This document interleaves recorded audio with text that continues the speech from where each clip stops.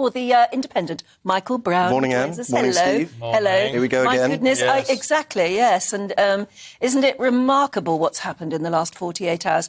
A lot of the feedback coming through to us is sort of saying how revolted they are by the whole process. Yes, and this takes me back 32 years when I was in the position of involvement with the Thatcher to Major election.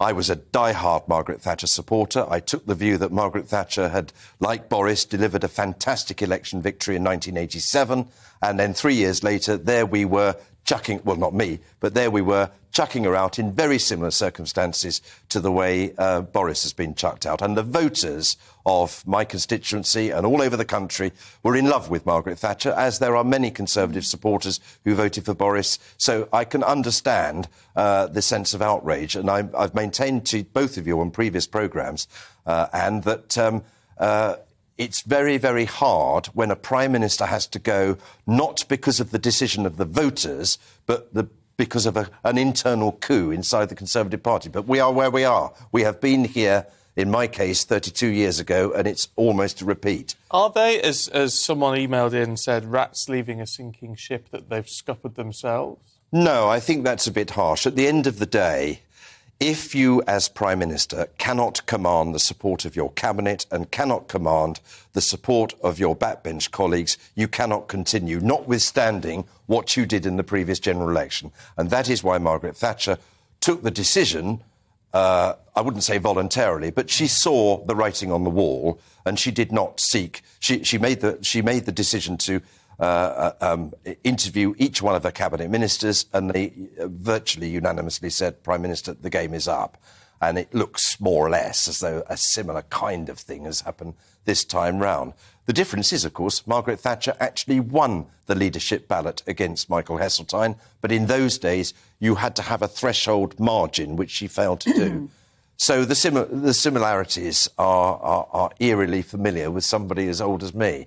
But is that what makes the Tories sharper than the other lot, in a way? Because I know the leadership process that takes place in the Labour Party is unbelievably long-winded, isn't it?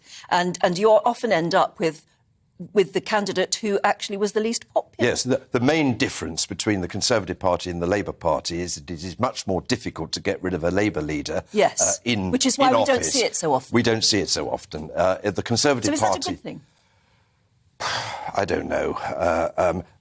I should just tell you that every single year before 1990, there was an annual election for the leader of the Conservative Party. It's just that there was only ever one candidate. And the chairman of the 1922 committee would say to us all, once a year after the state opening of Parliament, nominations will be open for the leader of the parliamentary party.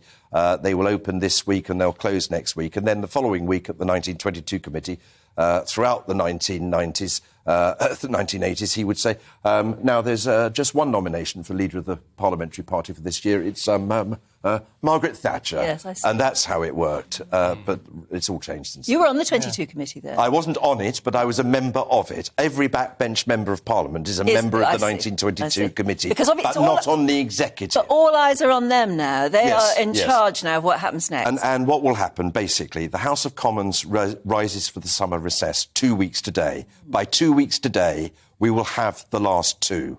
And all this business about Boris... Reckon? We will. We have to, because they're all going to the beaches for August. Well, the ballot has to take place in the House of Commons. If Graham's going to have... Sir Graham Brady's going to have... doesn't sound so familiar, must I? If Sir Graham Brady is going to have the last two... Yes, he will. By 2 weeks today, then there is no reason why we can't get... There will be a new Prime Minister the week beginning the 5th of September, because Graham Brady has done this. This is his third time. Why not? No, you can't. Why? You can't, because the association members up and down the land have to go through the physical postal voting business. Yeah, but that doesn't take that long. They have to... Well, it can be done during August. The House of Commons will not be sitting. All this business that Boris is going to use the national credit card to sort of spend money that doesn't exist is nonsense. We will have a new Prime Minister by the first week of September. That is a mere less than 2 months, 9 weeks to go. This is It's a nonsense. All this fuss about Boris hanging on. We've been here twice before. Cameron to May, May to Boris. It was all done within about 6 weeks. you have to allow time for the membership to have the hustings round the country. People like Ian Dale will be conducting the hustings in regional centres. So that's every member of the Conservative Party? Every paid-up member of the Conservative Party in the land that has been a member for at least 3 months has to have a ballot paper to vote for one of the last two. It will be done and dusted. There will be a new Prime Minister by the first week of September. Boris, and the day after the new leader has been elected, Boris will go to the Queen, exactly like Theresa May did, exactly like David Cameron did, to tender their resignation and recommend to the Queen that the new leader of the Conservative Party succeed in about 15 minutes' time. The car goes in one entrance and the other one comes out the other entrance. So all this nonsense that Boris is going to cling on until October or November is for the birds. It's rubbish. Right. But she has to have a Prime Minister, and one Prime Minister only. There is no such thing in our unwritten constitution for a temporary Prime Minister. Boris will stay there, constrained by his cabinet, constrained by the fact that the House of Commons will be shut for the summer recess, so no legislation can be passed during that time. We'll have two candidates known to us by Friday, the 22nd of July. And during the course of... but the only thing is that during that period we do need to have a functioning government, yes, don't we? And we lost so many ministers, you wonder whether Boris can prove to anyone that he has a functioning government. We don't need all these parliamentary private secretaries. I don't count them as ministers. They're just bag carriers. They're not even paid a salary. The